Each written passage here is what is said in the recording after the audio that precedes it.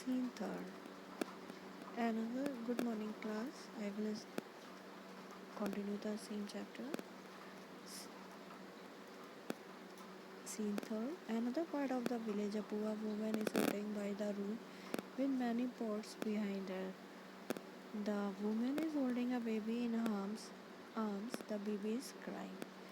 तभी अब ये दूसरे गांव की स्टोरी है। एक पुअर वुमेन होती है, मीन्स गरीब लेडी होती है, जो वो एक रोड के किनारे बैठी हुई है और उसके पास बहुत ढेर सारे मीन्स पॉट्स हैं, मीन्स घड़े हैं। The women is holding a baby और उसके आर्म्स में एक बेबी भी होता है।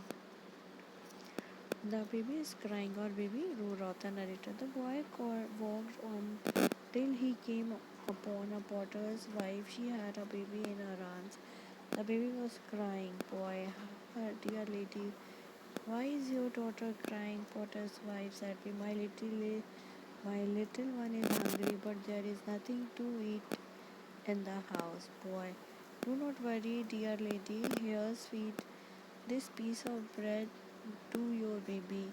Potter's wife, oh bless you, son. Here's please take this pot in return for your kindness. She gives the boy a pot. Boy, such a beautiful pot. Thank you, lady narrator. The boy was so happy to receive the pot that he skipped along humming a song.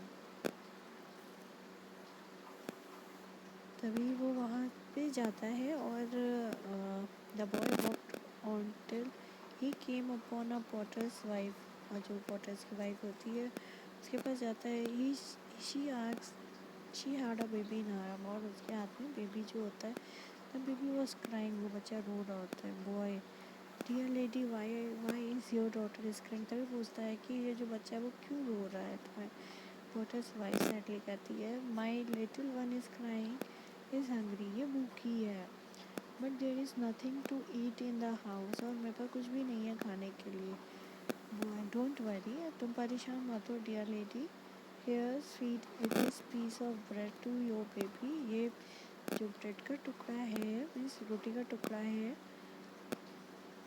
ये तुम्हारे बेटे means baby के लिए है। Potter's wife, oh bless you, blessing देती है वो son उस बच्चे को।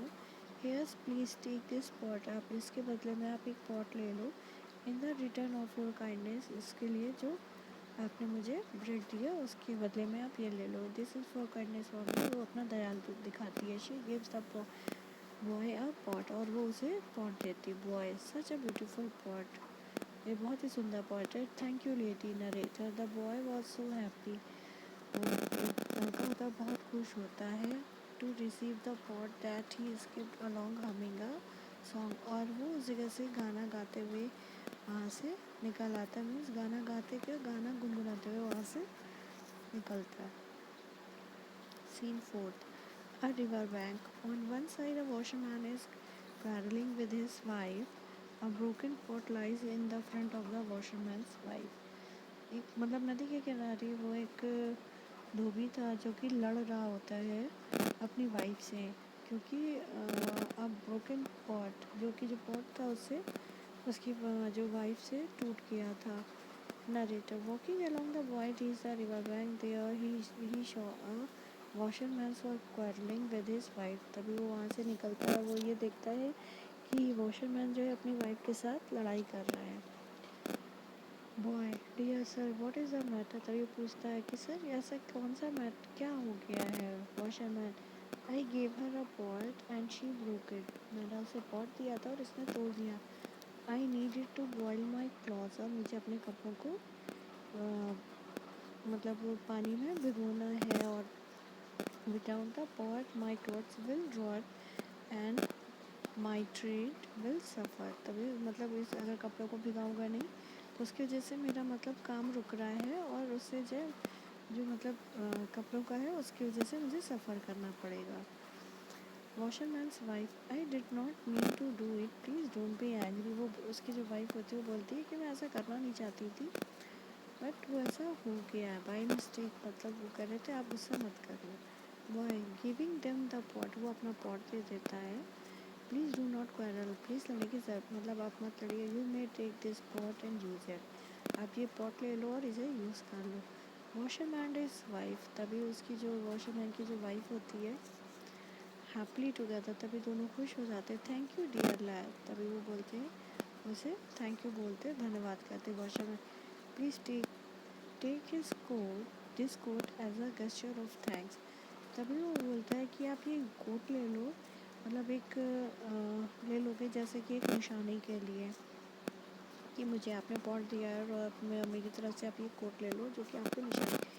ही gives the boy a lovely coat, उसको उस बच्चे को बहुत ही प्यारा सा उसे कोट दे देते हैं। वो वाह सच अ लवली कोट, वो देख के बहुत खुश होता है। थैंक यू सर, वो थैंक यू बोल करके वहाँ से narrator the boy walked on admiring the grand coat presented by the washerman singing a funny song, और वो अपने को बहुत मतलब वो बहुत उसे प्लेजर लगता है कि बहुत ही खुश होता है और कि उस किसी ने उसे ऐसा गिफ्ट दिया, और वो जो है फिर से वही गाना गाते हुए वहाँ से चल देता है। Scene number 5, a bridge. A man is standing on the bridge shivering. He does not have a shirt on. A horse stands behind him. तभी वो एक वहाँ से निकलता है ब्रिज पुल से। A man is standing, तभी एक आदमी वहाँ पे खड़ा होता है ब्रिज पे, जो कि उसे ठंड लग रही होती है, मतलब कपकपा रहा होता है। He does not have shirt on, उसके पास शर्ट नहीं होती है। Narrator skipping along the boy came to bridge. There he saw a man shivering in the cold and moaning in the pain. He was not even wearing a shirt. Boy, what happened, sir? Man shivering. I was riding my horse to the city. A crowd of thieves beat me up and took my purse. They took everything, even my shirt.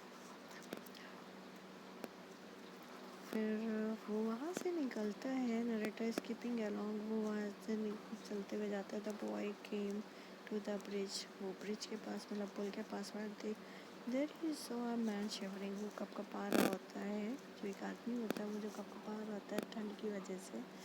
And morning in pen, he was not even wearing a shirt, और उसके पास कुछ भी मतलब पहनने को कुछ भी नहीं था। तो वो जो लड़का होता है वो पूछता है व्हाट हैपेंड सर, कि क्या हुआ आपको। मैन बोलता है I was riding my horse to the city, मैं अपने घर को जा रहा था, मतलब घोड़े पे बैठ के सवार था और मैं अपने घर को जाता। A crowd of thieves beat me up, और वहाँ पे रास्ते में उसे कुछ चोर मिले जिन्होंने मुझे मारा। एंड टुक माई पर्स, और मेरा पर्स ले लिया। They took everything even my shirt, और उन्होंने सारी चीज़ें ले ली और जो कि मेरे शर्ट में थी